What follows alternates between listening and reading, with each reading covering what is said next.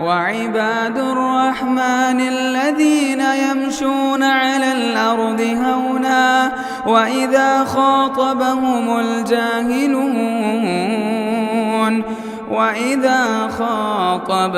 الجاهلون قالوا سلاما۔ محترم و مکرم حاضرین جمعہ، بزرگان دین و ملت، عزیز دوستو اور پردہ نشین ماؤں و بہنوں، ہم جو زندگی ابھی دنیا میں گزار رہے ہیں، ہم سب کو اس بات کا یقین ہے کہ یہ ہماری زندگی ہمیشہ رہنے والی نہیں ہے۔ ایک دن ضرور بضرور ایسا آنے والا ہے کہ ہماری یہ زندگی ختم ہو جائے گی اور ہم اپنی اپنی قبروں میں ہوں گے۔ وہ وقت کبھی بھی آ سکتا ہے، چاہے یہ زندگی جتنی بھی لمبی ہو جائے، ایک دن اسے ختم ہونا ہے۔ کل نفس ذائقۃ الموت، اللہ رب العالمین کا اٹل فیصلہ ہے کہ جسے اللہ رب العالمین نے زندگی دی ہے اسے موت کا مزہ چکھنا ہے۔ آئندہ 100 سال 150 سال کے بعد ابھی جو یہاں ہم موجود ہیں اپنی اپنی قبروں میں ہوں گے، زمین کے نیچے ہوں گے۔ ہم میں سے شاید کہ کوئی بھی آئندہ 150 سال کے بعد اس زمین کے اوپر نہیں رہے گا۔ میرے بھائیوں، یہ زندگی ختم ہونے والی ہے۔ اس کے بعد کا جو مرحلہ ہے یہ ہمیشگی کا مرحلہ ہے، آخرت کا مرحلہ، جنت و جہنم کے فیصلے کے بعد کا مرحلہ، یہ کبھی ختم ہونے والا نہیں ہے۔ یہ زندگی جب ہماری ختم ہوگی، اس کے بعد پہلا مرحلہ جو ہمارے سامنے آئے گا وہ ہے قبر کا مرحلہ، جس میں فرشتے ہم سب کے پاس آئیں گے اور ہم سے 3 سوال کریں گے جو کہ بڑے مشہور ہیں۔ تمہارا رب کون ہے؟ تمہارا دین کیا ہے؟ تمہارے نبی کون ہے؟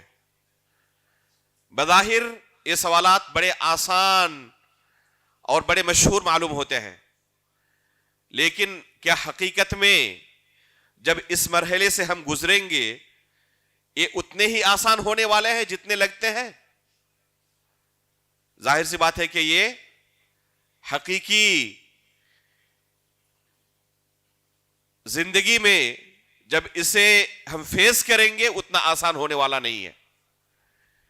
عثمان غنی رضی اللہ تعالیٰ عنہ کے تعلق سے آتا ہے، جنہیں اللہ کے رسول صلی اللہ علیہ وسلم نے 1-2 موقع پر نہیں، کئی موقعوں پر دنیا کے اندر ہی نام لے کر جنت کی خوشخبری سنا دی تھی کہ عثمان جنتی ہیں، عثمان جنتی ہیں۔ یہ خود انہوں نے اللہ کے رسول سے اپنے کانوں سے سنا تھا۔ اس کے باوجود کسی قبرستان سے گزر ہوتا تو زاروں قطار روتے۔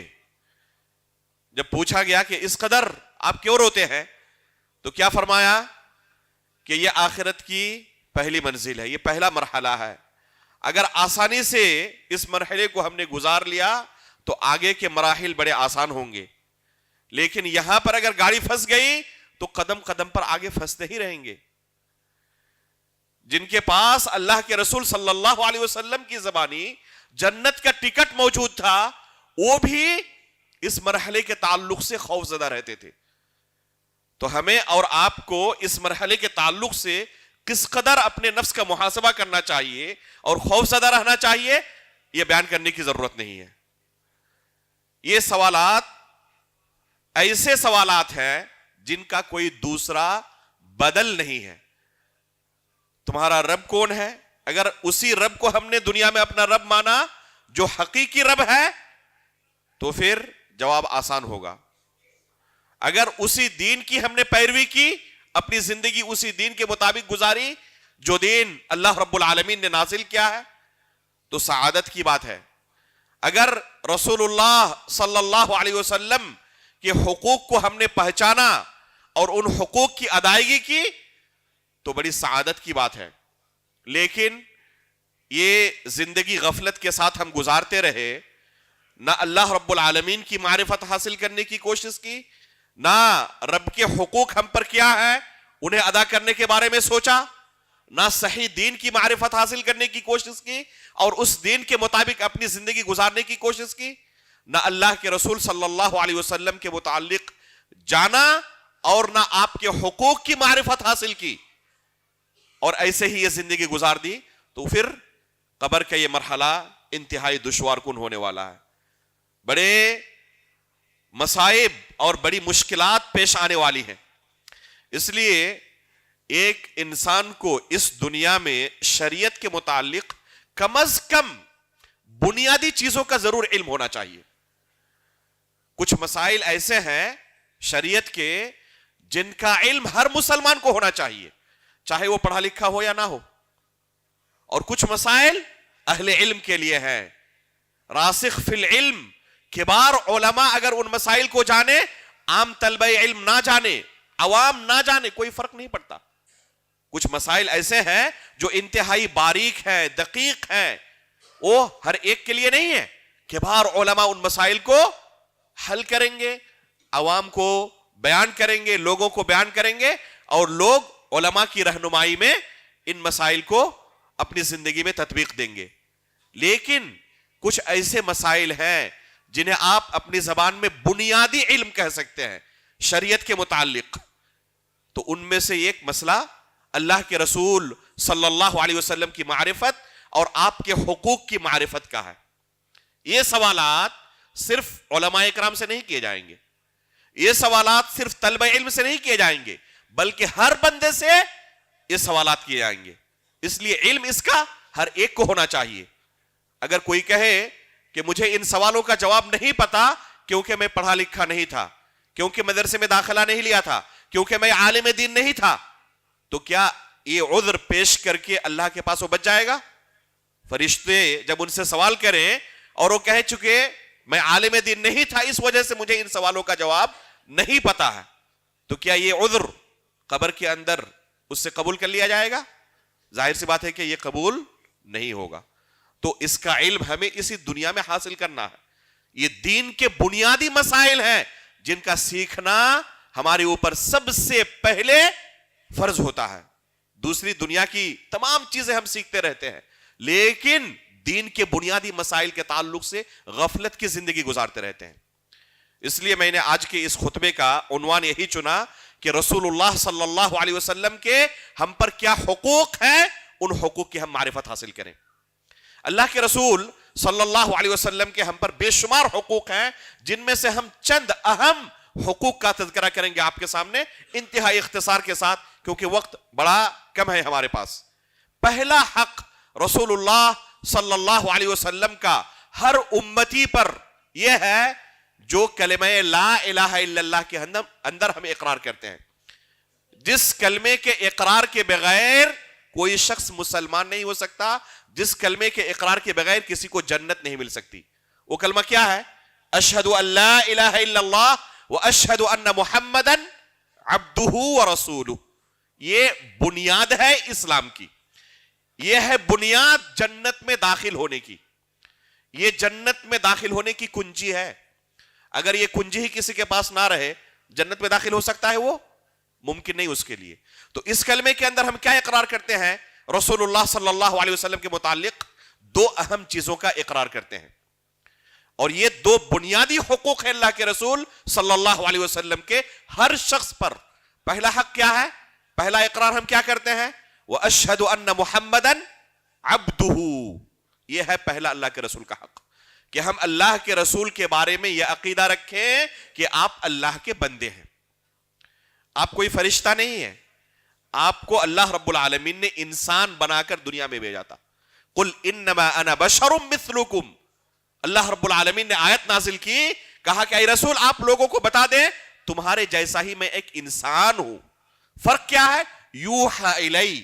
فرق یہ ہے کہ میرے اوپر اللہ کی طرف سے وحی نازل ہوتی ہے, کسی دوسرے کے اوپر یہ وحی نازل نہیں ہوتی. یہ فرق ہے. لیکن بحیثیت انسان اللہ کے رسول دوسرے لوگوں کی طرح انسان تھے. اور اللہ کے رسول کے لیے عبد کا لفظ استعمال کرنا کہ آپ اللہ کے بندے تھے، یہ اللہ کے رسول کی توہین نہیں، جیسے کہ بعض لوگوں نے ہمارے ذہن کے اندر بھرنے کی کوشش کی ہے کہ اللہ کے رسول کو بندہ نہ کہو، بشر نہ کہو، یہ توہین لازم آئے گی. یہ تعظیم ہے اللہ کے رسول کی.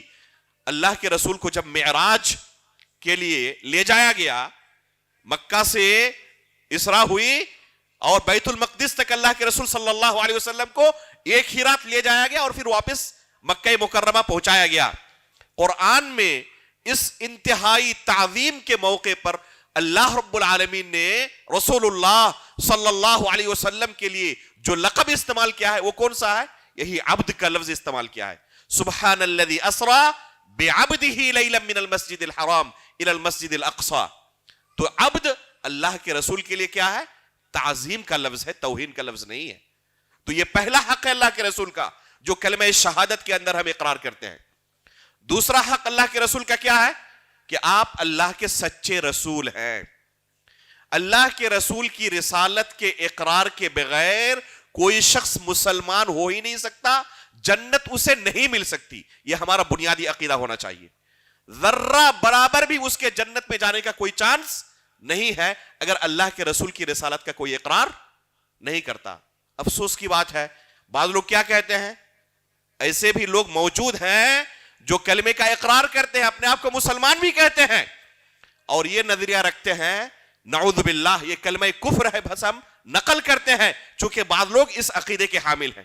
کیا کہتے ہیں کہ یہ رسالت در حقیقت علی رضی اللہ تعالیٰ عنہ کو ملنے والی تھی، جبریل علیہ الصلوۃ والسلام سے چوک ہو گئی اور محمد کو دے کر چلے گئے، حقیقت میں رسول علی کو بننا تھا رضی اللہ تعالیٰ عنہ.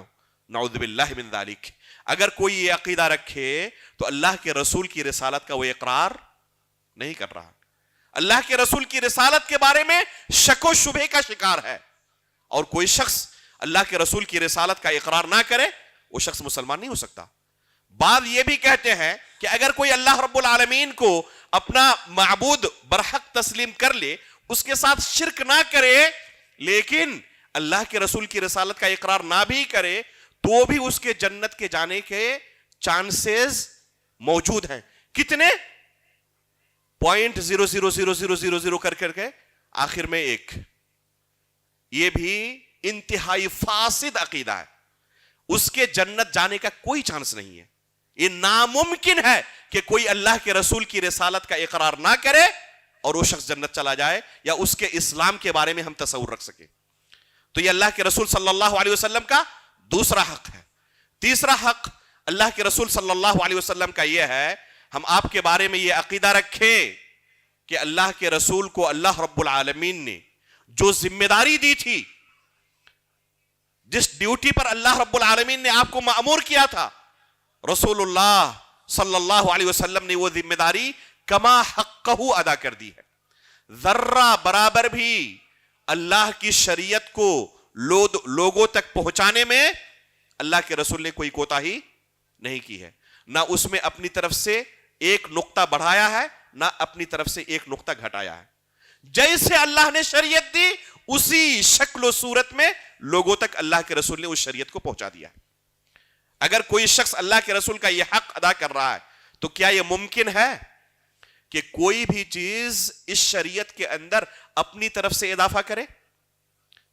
اگر وہ یہ حق اللہ کے رسول کا تسلیم کر رہا ہے، ادا کر رہا ہے، تو یہ گنجائش ختم ہو جاتی ہے کہ کسی بھی بدعت کا اس شریعت کے اندر اضافہ کرے. کسی بھی بدعت کا اضافہ کرنے کا معنی کیا ہے؟ کہ وہ اللہ کے رسول کے بارے میں یہ عقیدہ نہیں رکھتا کہ اللہ کے رسول نے مکمل شریعت ہم تک پہنچائی ہے. ابھی بھی اضافے کی گنجائش ہے، وہ یہ سمجھ رہا ہے، اسی وجہ سے اپنی طرف سے اضافہ کر رہا ہے. اگر وہ عقیدہ رکھتا کہ شریعت اللہ کے رسول نے مکمل پہنچا دی تو اس مکمل شریعت پر اضافے کی گنجائش نہیں بچتی. یہ عقیدہ ہر طرح کی بدعات کے لیے سد باب ہے، دروازہ بند ہو چکا ہے. اپنی طرف سے آپ اضافہ نہیں کر سکتے اس شریعت میں. یہ اللہ کے رسول کا ایک بنیادی حق ہے کہ آپ کے بارے میں ہم عقیدہ رکھیں.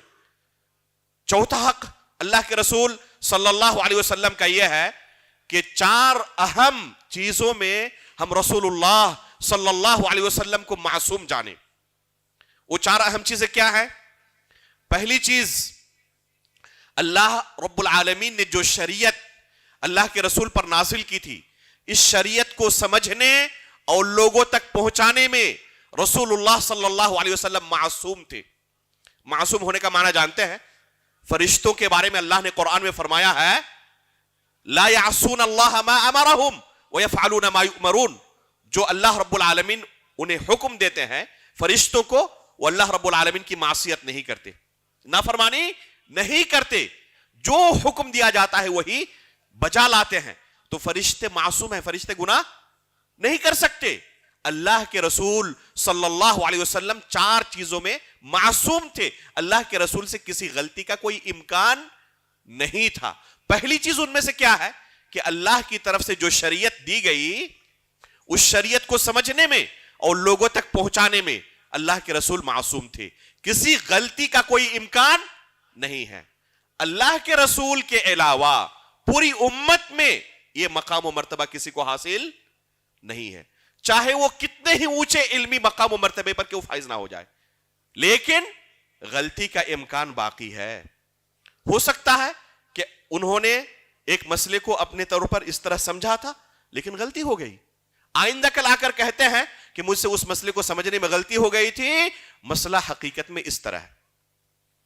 دنیا کے ہر عالم دین سے یہ چوک ہو سکتی ہے، لیکن رسول اللہ صلی اللہ علیہ وسلم سے شریعت کے کسی مسئلے کو سمجھنے میں، لوگوں تک پہنچانے میں غلطی نہیں ہو سکتی۔ اس امت کے 2 سب سے بڑے عالم دین کون ہیں؟ ابو بکر صدیق رضی اللہ تعالیٰ عنہ اور عمر فاروق رضی اللہ تعالیٰ عنہ۔ ان دونوں کا آپس میں اختلاف ہوا۔ جو لوگ زکوٰۃ کا انکار کر چکے ان کے خلاف جنگ کیا جائے یا نہ کیا جائے؟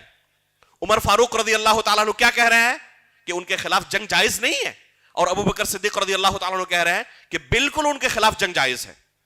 دونوں کے درمیان بحث و مباحثہ ہونے کے بعد عمر فاروق رضی اللہ تعالیٰ عنہ کیا کہتے ہیں کہ مجھے احساس ہو گیا کہ ابو بکر ہی برحق ہیں، ان کا موقف درست ہے، میرا جو موقف ہے وہ درست نہیں ہے۔ تو عمر فاروق رضی اللہ تعالیٰ عنہ سے بھی کسی مسئلے کو سمجھنے میں چوک ہو سکتی ہے، امکان ہے یہ، لیکن اللہ کے رسول سے ممکن ہے یہ؟ اللہ کے رسول سے شریعت کے کسی مسئلے کو سمجھنے میں چوک نہیں ہو سکتی۔ عبداللہ بن عمرو بن عاص رضی اللہ تعالیٰ عنہ کی مشہور حدیث ہے، جو کچھ اللہ کے رسول سے سنتے لکھ لیتے تھے۔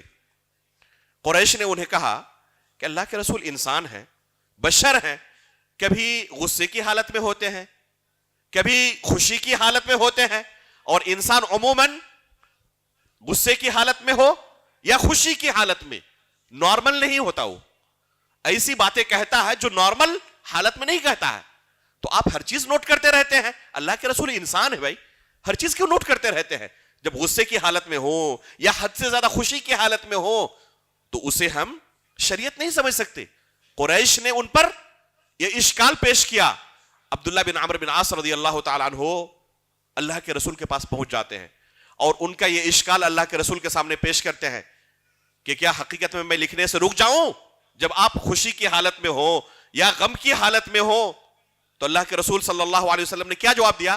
اکتب فوالذی نفسی بیدہ ما یخرج منہ الا حق، لکھا کرے آپ، اس ذات کی قسم جس کے ہاتھ میں میری جان ہے۔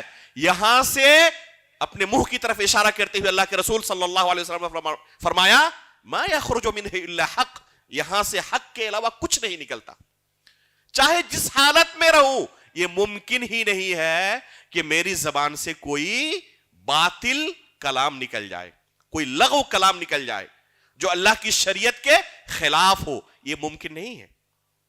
تو اللہ کے رسول معصوم تھے اس باب میں، غلطی ہو ہی نہیں سکتی اللہ کے رسول سے شریعت کے کسی مسئلے کو بیان کرنے میں، سمجھانے میں، لوگوں تک پہنچانے میں۔ وما ينطق عن الهوى ان هو الا وحی یوحى، اللہ کے رسول خواہشات نفس کی پیروی کرتے ہوئے اپنی طرف سے کچھ نہیں کہتے، جو کچھ کہتے ہیں وہ اللہ کی طرف سے وحی ہوتی۔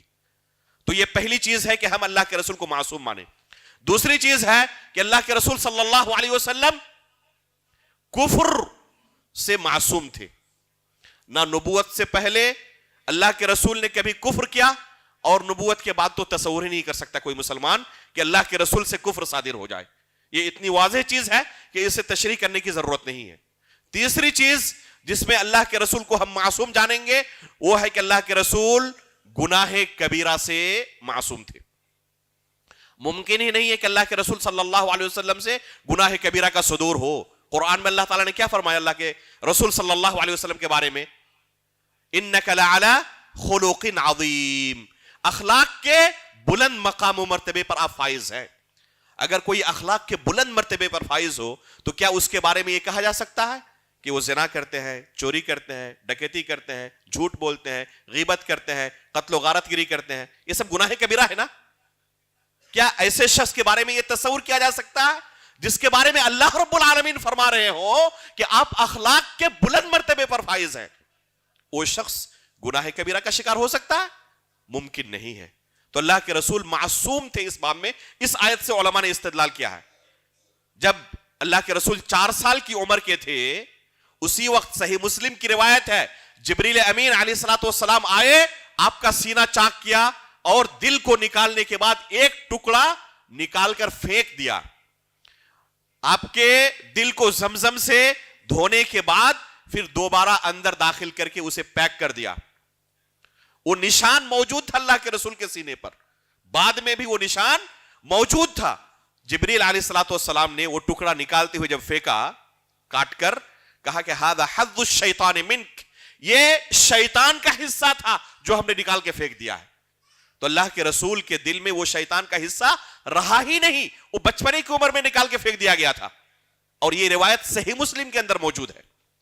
چوتھی چیز جس میں اللہ کے رسول کو ہم معصوم مانتے ہیں وہ ہے جھوٹ بولنے سے اللہ کے رسول معصوم تھے. جب نبوت ملی لوگوں کے سامنے کھڑے ہوئے، کہا کہ صفا پہاڑی کے اس پیچھے اگر میں کہوں ایک لشکر موجود ہے، کسی بھی وقت تم پر حملہ آور ہو سکتے ہیں، میرے کہنے سے ہی مان لوگے؟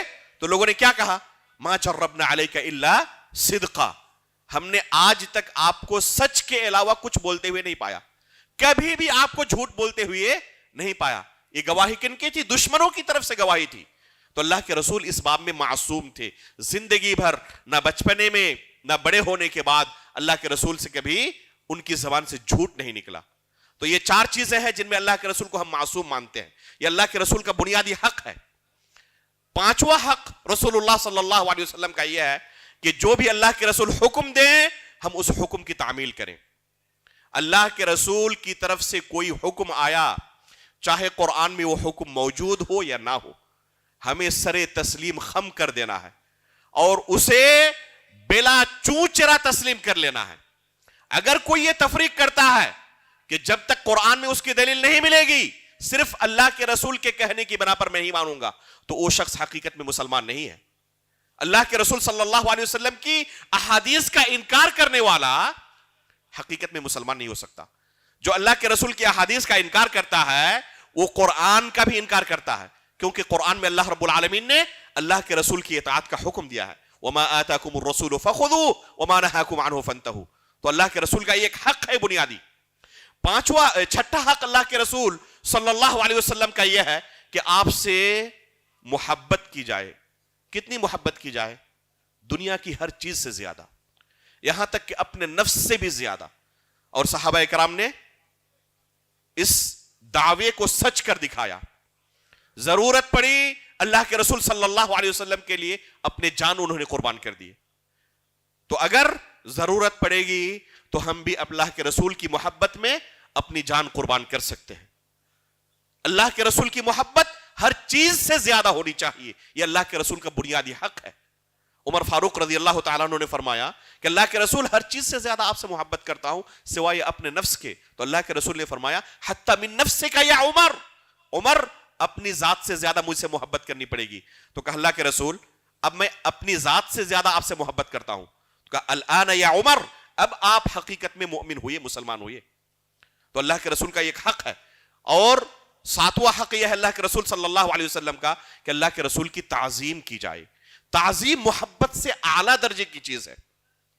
تعظیم اللہ کے رسول کی کیسے کرنی ہے؟ 2 لوگ عمر فاروق رضی اللہ تعالیٰ عنہ کے زمانے میں اونچی آواز میں مسجد نبوی میں گفتگو کر رہے تھے. خفا ہو گئے، بلایا دونوں کو، کہاں سے تعلق رکھتے ہو؟ کہا کہ ہم طائف سے آئے ہوئے ہیں.